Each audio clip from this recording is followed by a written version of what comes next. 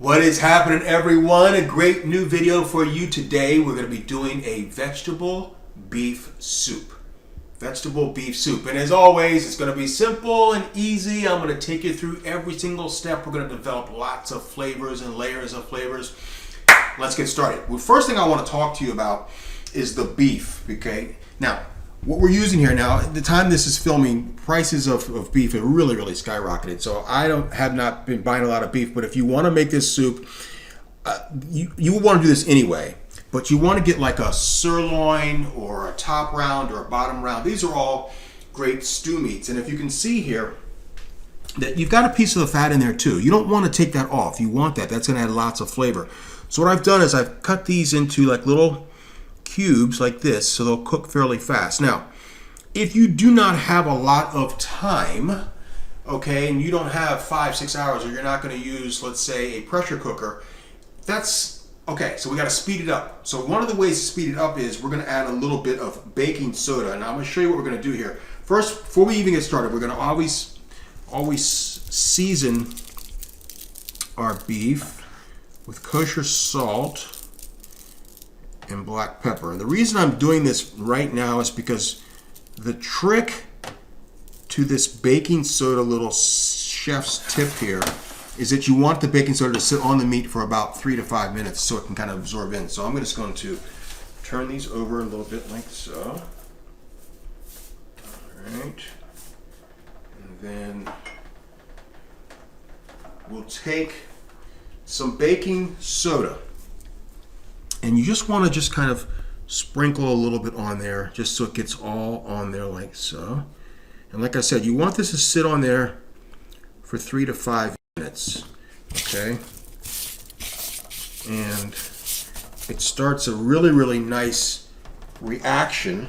But I want to talk to you real quick about what makes the baking soda so, what it does. It will cut down on that time. When you sprinkle baking soda on meat, it actually raises the pH, okay, on the surface, meaning it makes it more alkaline, okay? I know I don't want to get into in the weeds here, but what actually happens is it prevents the proteins from tightening really quick when it hits the heat. So that's the whole game right there. You're going to prevent the proteins, so when it hits the heat, it's not tightening up like this. The soda actually lets it release, which is going to cook it faster, okay, if you don't have a lot of time. That's what we've done here today. While this is sitting for the 3 to 5 minutes, let's talk about the other ingredients we're going to be using today. I've got some potatoes that I've cut, red potatoes that I've cut into little quarters as well. As you can see, I'm trying to make everything uniform. This is about the same size as the beef. That's exactly what we want, okay? Now, again, not a lot of time. You could take this and put it in the microwave for about 3 minutes and cook these about 50%. That's actually what I have done here. These are 50% cooked. Perfect, all right? So that's going to cook evenly with the beef. We've also got some chopped diced tomato. We've got some yellow onion. The vegetables we're using are corn, carrots, and green beans, and these were frozen. I've taken it under some warm water, gotten the ice off. They're ready to go. We're going to be adding some garlic paste, as you always know. I always like to use, and some tomato paste. Now, you would say, well, Chef Brian, you're already using chunks of tomatoes. Why tomato paste? Well, different flavors, okay? The tomato paste is going to add more of a rustic flavor, and when you add it to the pan, it's also going to be a big deal, all right? So that's really important. And then we've got some seasonings. We've got some thyme. I've got some paprika, and I've got some oregano, and then the liquid we'll be using will be beef broth, okay? If you wanted to make this soup with a non-meat broth, not chicken or beef, you can use vegetable broth. Perfectly fine. All right? So, our beef is ready to go. It's been sitting. We'll get some extra virgin olive oil in our pan, as we always do. And we'll go ahead and get this beef in our cast iron pot. Like so. And we're just going to let these get nice and brown. When we come back, I will show you where we are in the process, and then we'll start adding different layers of flavor as we always do to kind of beef up this final product, which is absolutely delicious. Stay right there. All right, come on in here. You can see the beef is getting nice and brown. And you can already tell, I mean, you can look at it, it's already like really moist. That's that baking soda doing its work. Man, I wasn't great in chemistry class in school, but I've learned a lot after many decades of cooking about how powerful science is. And that baking soda really does an amazing job of breaking down that tissue. And that's exactly what we're looking for. And so now, what I'm going to do is I'm going to go ahead and add some yellow onion. Okay. And we're going to add our seasonings, some thyme. All these are about a teaspoon. Some paprika. And some oregano. And now we're going to introduce 2 cloves of garlic. So it's about a tablespoon of the paste. And the same for this tomato paste. And what happens when you cook tomato paste is it gets a really rustic, beautiful flavor to it, which adds to the end product. So amazing. And so we were going to mix these all in. And by the way, if you want to learn more of these secrets and these tips and tricks about layers of flavor and when to use what and why and what pan to use and what's the best cooking equipment and just, I mean, you name it. You know, where to store your spices, when to throw out spices, how to organize your fridge, how to prevent foodborne illness. I have an unbelievable ebook. It's not a cookbook, it's actually an ebook that explains all of that. It's a beautiful guide to keep with you at all times. It really will help you elevate your cooking confidence. There's a link in the description box. Grab it if you would like. All right, so look at the beautiful color on this beef. That's that tomato paste. And now it's cooking and it's creating a really rustic, beautiful layer of flavor. And these we're going to shrink down some more because we're going to cook these down, get them nice and moist. So we'll let these go for about 15 or 20 minutes, okay, before we add our next layers of flavor. So this is a little time consuming, but not like 3 or 4 hours, okay? So we're going to let this go 10 to 15 minutes. When we come back, we'll start adding the rest of our ingredients. And we're on our way to some real deliciousness, vegetable beef soup. Be right back.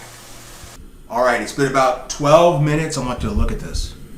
Oh my goodness. You can just see beef is just, I mean, it's moist. The onions translucent and they're all mixed in there. So now what we're going to do is we're going to add our potatoes. Drain them here. So get them going, and we'll add our tomato, chopped tomato, about 1/4 cup. That's all we need. Let's get this mixed in. Before we do that, let's go ahead and season this. A little kosher salt and black pepper. Everything has the layers of flavor.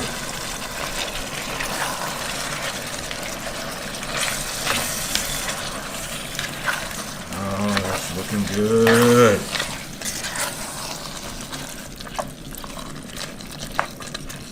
Wow. All right. And now, last but not least, we're going to add probably about 2 cups of vegetables. You know what? Let's make it 3 cups. Why not? What I like, honestly, it's one of the things I learned cooking outside of the States, is that balance is everything. I know a lot of Americans think, okay, well, you know, if I'm going to make vegetable beef soup, we're going to have spend a whole fortune on all the beef. When reality is, your beef should just be a part, it should be an ingredient, it shouldn't be the whole soup. right? So every bite should have maybe 1 or 2 chunks of beef, but you should be able to taste the vegetables, you should be able to taste the potato, you should be able to taste all the ingredients that are in there, all the layers of flavor. That's real cooking. Okay. So now, last but not least, before we let this do its thing, we're going to add some beef stock or broth, and we're just going to add enough to cover to the top. So it's probably looking at about 3 cups. Perfecto, just like that.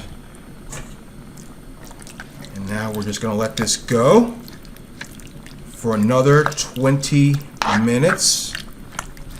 And when we come back, we will take a taste of the broth because we want to adjust our seasonings. Always taste as you go, okay? And then I like to thicken this up just a little bit with a cornstarch slurry. I'll show you exactly how I'm going to do that.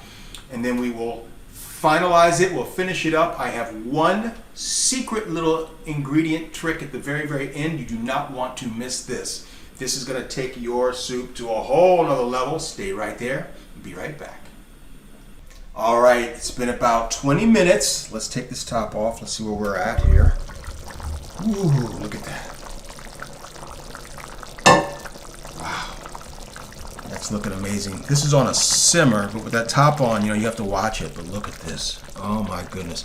Didn't I tell you that's plenty of beef? Look, that's plenty of beef. And everything is balanced. So at this point, what we want to do is we want to taste our broth. See where we are on our flavor profile.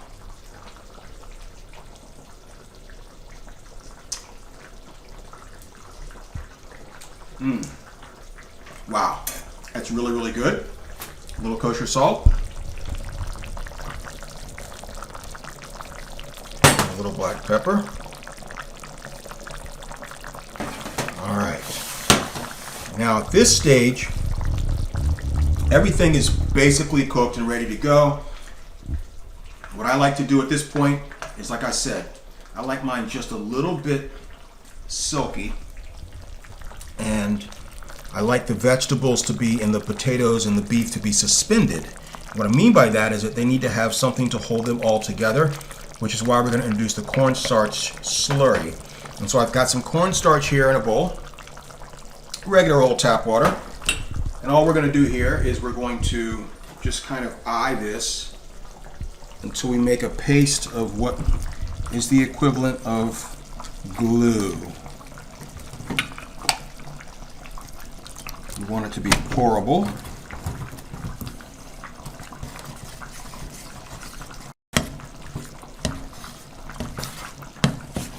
There we go.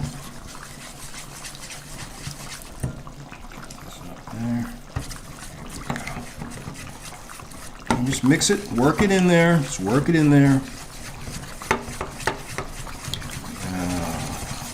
Look at that. Perfect.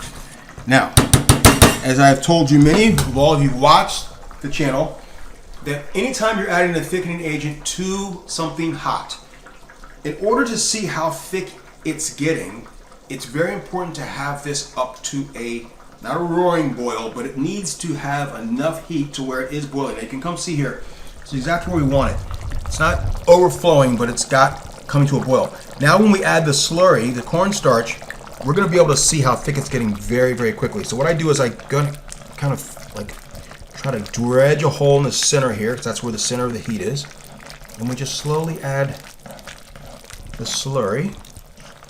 And of course it doesn't take much, but look at that. See how quick that was? If we hadn't had that on a boil, we would not have seen how quick this took to it. Look at that, completely and totally suspended. It's perfect. Absolutely perfect. All right. Last thing that we're gonna do, as I promised you, is one trick that's gonna take this to a whole nother level. I gotta give you something special here. So what we're gonna do is we're gonna be adding what we call a nice little umami boost. And it's basically just going to be a combination of Worcestershire sauce and some balsamic glaze. You can even use regular balsamic vinegar, is perfectly fine. We're probably going to use about 2 tablespoons of each. Okay. And I'm telling you now, the tanginess of the vinegar mixed with the Worcestershire sauce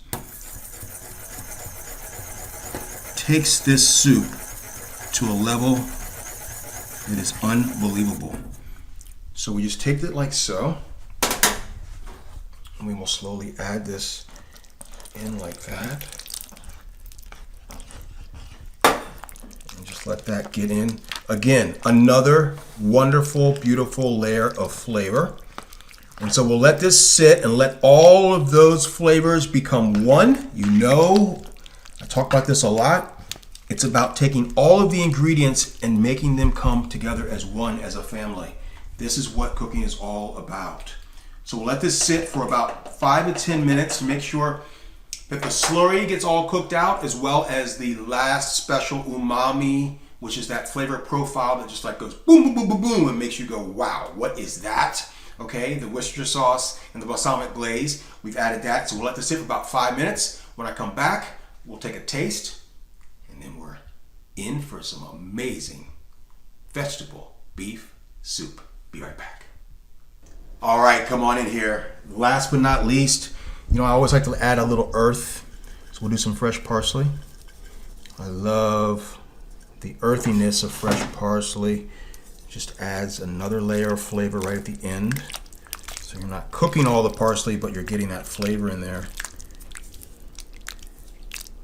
And then I want to show you, because it's so important, about what that baking soda. Remember in the very beginning we had the baking soda, let it sit for 10 minutes? I want you to see. I want you to just see this. Look at the moistness. Look at this. It's just like butter.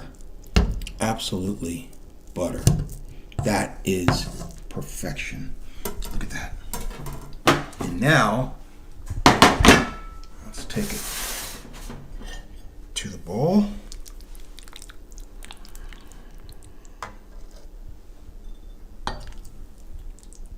Are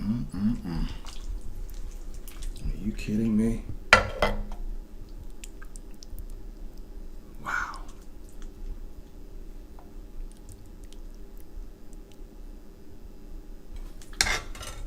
A little bit of housekeeping, as we always do. And now, the moment of truth. Oh, I'm a little hungry today. So let's look at this. Oh my gosh. That just looks amazing. So we'll get some of that beef in there with those vegetables.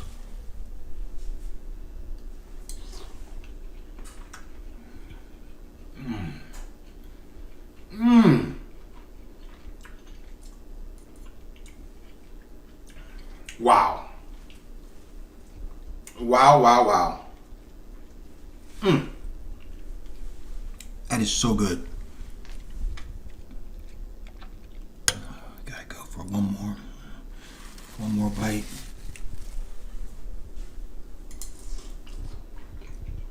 And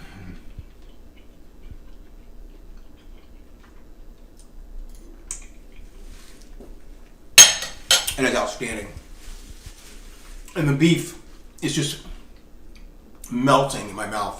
I mean, that's like a filet mignon, because it's what we did to it with the baking soda, but then, you know, the layers of flavor. I can taste all the layers of flavor, even from the very beginning, the garlic and the paprika.